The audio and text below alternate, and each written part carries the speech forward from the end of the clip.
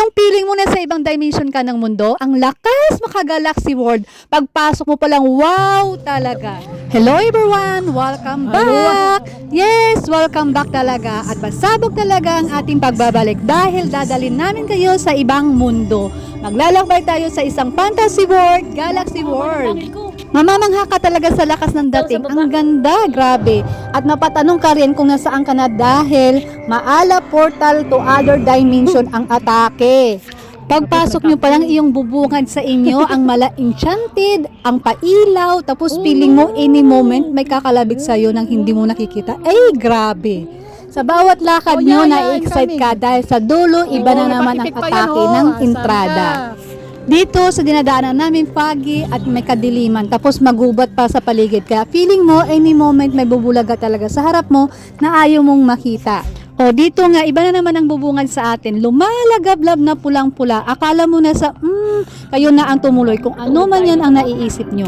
Ay, iba na naman itong atake sa dulo. Ayan, nakikita nyo ba? Nakikita ko, nako, nakakaibang liwanag. Ito naman feeling ko hinahata ka. My God, sinusundo na ba ako? Ay, grabe. Kakaibang atake. O, diba? Ang ganda. Grabe. Tingnan nyo ang sa dulo. Tay, talaga naman. Grabe. Parang tingin mo may nakatayo sa pinakadulo na nag-aantay sa'yo. Kaloka. Syempre, hindi natin pinalagpas yan. Pinasok din natin yan at talaga naman, nako, ang ganda. Maala galaxy naman ang atake natin dito. Nakikita nyo ba yan? Maala laser na yan. Abangan natin baka may lalapag na plato dyan tapos may alien. Diba? Pagkatapos ng maala galaxy na epic, dito na naman tayo sa Paperi, diba? Nako, aabangan ko baka isa dyan is si Twinkle Bell. Dahil nga sa magubat dito, baka sakali lintaw siya. At hindi pa nga natatapos ang mga pailaw-ilaw at doon sa dulo naman may nagliliyab at excitement kung ano na naman yan. Ito na nga sinasabi sa hula andito pala ang lalapagan ng UFO. Andito pala ang headquarters. Ayan, tingnan natin. Baka may alien na lalabas dyan. Oops, kidding aside. Ang lahat na yan ay isang parte lamang ng isang bagong pasyalan dito sa Al-Ain. Ang Al-Ain Oasis Hub. Hindi mo akalaing nasa city ka pero may ala enchanted at pag-galaxy ang pasyalan na ito.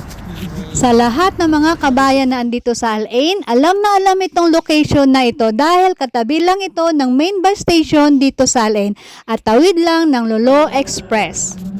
Kaya ano pa ang inaantay nyo? Tara na at pumasyal at makitambay dahil sa sobrang aliw ang mga mata sa mga pailaw, excitement ang bawat lakad. Masasabi mo na lang talaga na pinagkagasustan talaga ng husto. May restaurant, coffee shop din dito at palaruan ang mga bata habang nag-i-enjoy ng pa-coffee. Lahat Instagrammable ang view at sarap tumambay, relaxin at higit sa lahat ma-experience nyo ang nakakaibang dimension ng pamamasyal. Isa itong diet sparse na in-upgrade kaya makikita nyo na mapuno ang paligid.